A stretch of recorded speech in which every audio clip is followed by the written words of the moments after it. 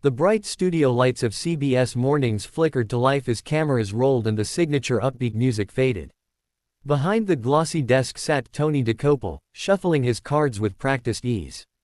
The producers had warned him that today's interview would be sensitive, but no one expected what was about to unfold. Prince Harry, dressed in a charcoal suit without a tie, was already seated in the guest chair. He looked tired, polite, but guarded, like a man who had repeated the same explanations 1,000 times and still wasn't believed. Tony greeted him with a smile that didn't quite reach his eyes. "Good morning, Prince Harry. Thank you for joining us." "Thank you for having me," Harry replied, clasping his hands tightly.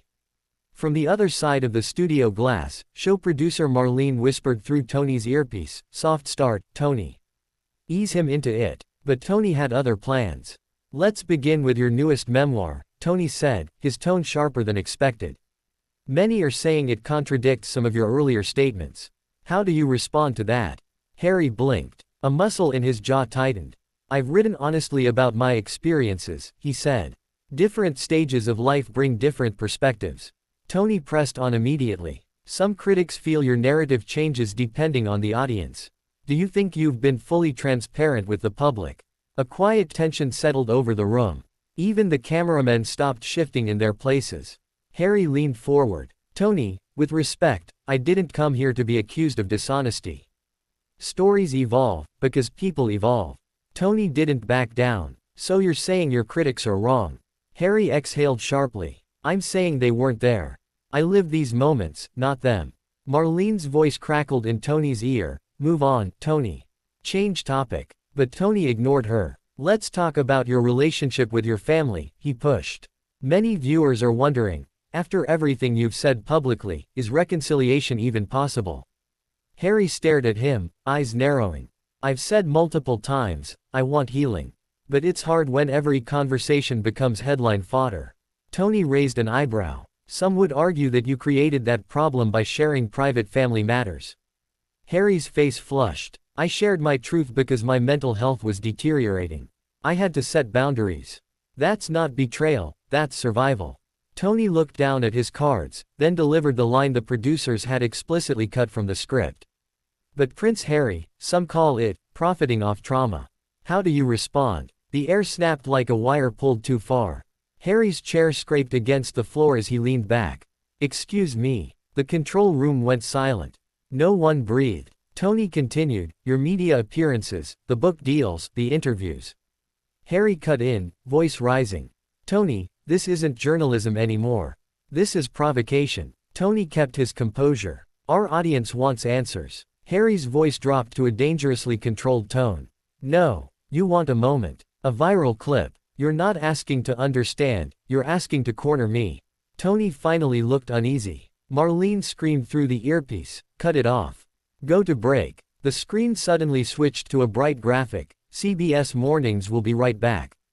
But in the studio, the confrontation continued. "Harry," Tony said, setting his cards aside, "you're overreacting." Harry stood. "I've dealt with aggressive press my entire life. I agreed to be here because I believed this show was different." Tony rose too. "We're doing our job." "No," Harry said bitterly. "You're chasing sensationalism." Again. One of the stage managers hurried over. "Gentlemen, please, let's cool down." But Harry wasn't finished. He pointed toward the cameras. "All I've ever asked is respect. My mother died because boundaries were violated. And yet here we are, decades later, same tactics, same pressures." Tony folded his arms. "You can't blame every tough question on the media." Harry shot him a glare. "There's a difference between tough questions and accusations." The doors to the studio opened, and the executive producer stormed in. "Harry, we can reshoot the segment." "There's no need," Harry said. "I'm leaving." Tony opened his mouth to speak, but the producer snapped, "Tony, stay out of it." Harry adjusted his suit jacket, breathing hard. "I came here in good faith." The executive producer tried again. "We want to make this right." "It's too late," Harry replied quietly. "I won't be part of this." With that, he walked toward the exit. Cameras, still rolling off air, caught everything. As Harry reached the doorway, Tony muttered under his breath, "Quiet, but not quiet enough." Running away again. Harry stopped, turned, And for the first time in the entire interview, his expression hardened into something icy and sharp. "You don't know anything about my life," he said. "And you have no right to speak to me like that." The studio froze. The executive producer stepped forward. "Prince Harry, please. Let's talk in private." Harry shook his head. "No. I'm done." He pushed open the door and walked out, his footsteps echoing through the hallway. The final straw came when the executive producer turned to Tony and said, loudly enough for half the crew to hear, "Tony, he's not coming back. And CBS wants him off the set immediately." Tony paled. "You're firing me." "Not firing," she said tightly. "But you're done for today. Leave the studio." And just like that, the interview that was supposed to be smooth, polite, and promotional had turned into the most explosive moment in CBS Mornings history. The hallway outside the studio was buzzing with frantic activity. Assistants rushed by with headsets crackling, producers whispered urgently into phones, and security hovered uncertainly, unsure whether they should follow Prince Harry or leave him alone. Harry kept walking, jaw tense, trying to steady his breathing. He wasn't angry anymore, just exhausted. Every time he tried to explain himself, it felt like the world twisted his words into weapons. Behind him, the executive producer jogged to catch up. "Harry, please wait," she called, heels clicking against the polished floor. He stopped near the glass wall overlooking Times Square. Snowflakes drifted outside, floating like ash against the glow of billboards. "I shouldn't have come," Harry said without turning around. The producer stopped beside him, her voice softer now. "Look, that wasn't supposed to happen. The segment was meant to be positive." Tony went off script. Harry's shoulders fell. "It doesn't matter. The damage is done." "It does matter," she insisted. "The network will issue a statement. And we can cut everything before it airs." Harry gave her a small, sad smile. "You know how the media world works. Someone recorded it. Someone always records it." The producer looked away, guilt-heavy in her expression. "We'll manage it." "No," Harry said gently. "You'll try. But managing it means controlling the narrative. And we both know, the narrative was never mine to control." Before she could reply, a security guard approached her. "Ma'am, they need you back in the control room immediately." She hesitated. "Harry, if you need anything, a car, a private exit." "I'll figure it out," Harry said. "Thank you." She nodded reluctantly and hurried away. Harry stood there a moment longer, pressing a hand to the glass. The city outside didn't care about royal titles or talk show scandals. It just kept moving. But inside the studio, chaos exploded.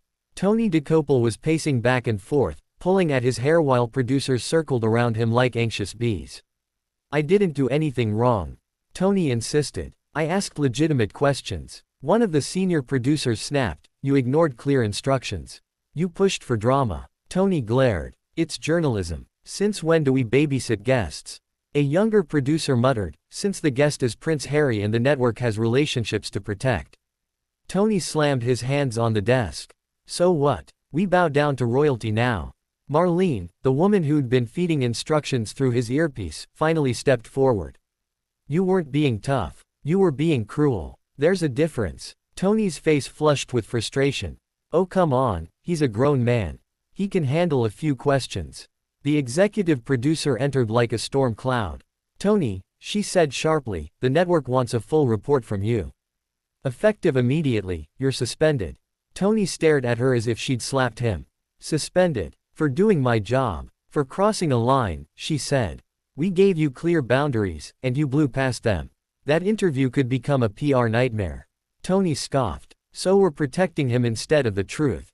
"No," she snapped. "We're protecting the integrity of this show. Something you forgot today." For a moment, no one spoke. Tony grabbed his jacket and marched toward the exit. "Fine. If the network wants to make a mistake, let them." As he stormed out, he passed Gayle King and Nate Burleson entering the studio. Gayle raised a brow. "What on earth happened?" she asked. Tony muttered, "Ask your prince," before disappearing around the corner. Gayle and Nate exchanged alarmed glances. Inside the studio, cameras were rolling again, but the energy was fractured. An emergency filler segment, about winter holiday recipes, was airing while the team scrambled to rewrite the show's schedule. But outside, in the cold morning air, the real story was unfolding. Harry stepped out onto the sidewalk, pulling his coat tightly around him. A few pedestrians recognized him instantly. Is that Prince Harry? Phones came out. Cameras started recording. Harry froze. The last thing he wanted was another public spectacle. A black SUV suddenly pulled up beside him, the tinted window sliding down just enough for a familiar voice to call out. Harry, get in. It was Anderson Cooper. Harry blinked. Anderson, what are you? I saw the broadcast meltdown, Anderson said. Figured you'd need an escape route. Relief washed over Harry's face. He climbed in quickly, and the SUV pulled into the traffic flow. Inside, Anderson glanced at him sympathetically. Rough morning. You could say that. Anderson sighed. I've interviewed you. I know how these things can go wrong. Harry leaned his head back. I keep hoping people will listen instead of attack. Anderson gave him a thoughtful look. Some will, some won't. But today, you walked away with dignity. That matters. Harry managed a tired smile. But before the moment could settle, both their phones buzzed simultaneously. A notification flashed across the screen. Breaking. Prince Harry walks off CBS Mornings set after explosive clash with Tony Dokoupil, leaked studio footage spreads online. Anderson winced. Well, it's out. Harry closed his eyes. He knew this storm was only beginning.